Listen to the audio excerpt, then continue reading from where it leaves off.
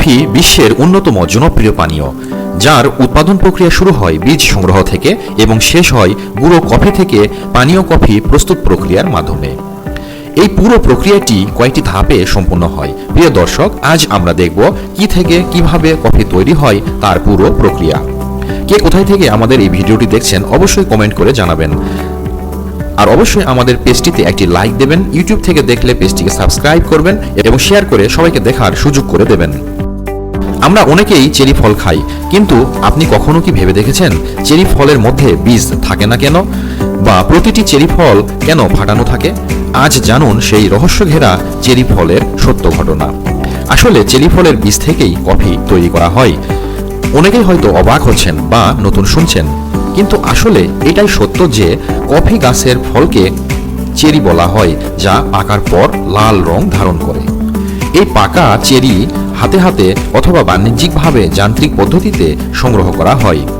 ভালো মানের কফি উৎপাদনের জন্য সাধারণত হাতে চেরি ফল সংগ্রহ করা হয়, যাতে কেবল পাকা ফলগুলোই নেওয়া যায়। কফি তৈরির দ্বিতীয় ধাপ হলো ফলের এই খোসাগুলো ছাড়ানো। সংগ্রহ করা চেরিগুলো থেকে বাইরের খোসা এবং নরম অংশ আলাদা করে ভেতরের বীজ বের করা হয়।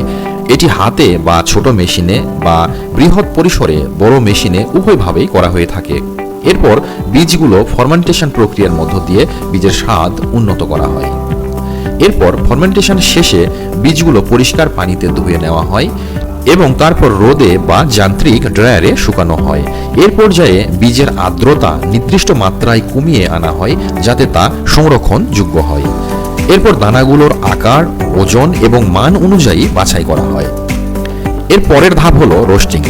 গ্রিন কফি বা শুকনো কফির দানাকে নির্দিষ্ট তাপমাত্রায় ভেজে এই রোস্টিং প্রক্রিয়াতেই কফির আসল স্বাদ ও সুগন্ধ তৈরি হয়। হালকা, মাঝারি বা গাঢ় এই তিন ধরনের রোস্টিং করা হয়, যা কফির স্বাদের পার্থক্য তৈরি করে। শেষ ধাপ হলো গ্রাইন্ডিং এবং প্যাকেজিং। রোস্ট করা দানাগুলো গুঁড়ো করা হয় এবং বাজারজাত করার জন্য প্যাকেটজাত করা হয়। এই কফির গুঁড়োই পরে পানীয় কফি তৈরিতে ব্যবহৃত হয়। তবে আপনি জানলে আরও অবাক হবেন যে বিশ্বের অন্যতম দামি কফি লুওয়াক তৈরি হয় সিভেট প্রাণীর মল থেকে। এই কফি তৈরি হয় ইন্দোনেশিয়ার একটি ছোট্ট আকারের প্রাণী, যার নাম সিভেট বা পাম সিভেট। এই প্রাণীটি জঙ্গলে থাকা কফি গাছের পাকা ফল খেতে খুব পছন্দ করে। সিভেট সাধারণত সবচেয়ে ভালো এবং পাকা কফি ফলই বেছে বেছে খায়।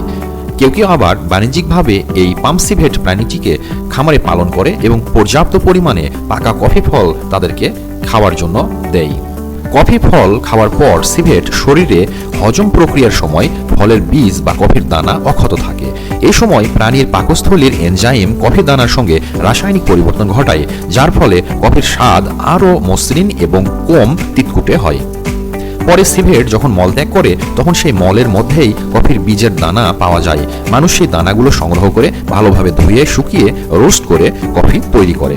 এই বিশেষ প্রক্রিয়ার কারণে কফি লুওয়াক কফির দাম অনেক বেশি এবং এটি বিশ্বের অন্যতম বিরল এবং বিলাসবহুল কফি হিসাবে পরিচিত।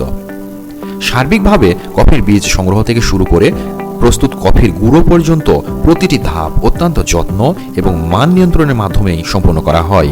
এই সুসংগঠিত প্রক্রিয়ার ফলে আমরা প্রতিদিন সুস্বাদু কফি উপভোগ করতে পারি।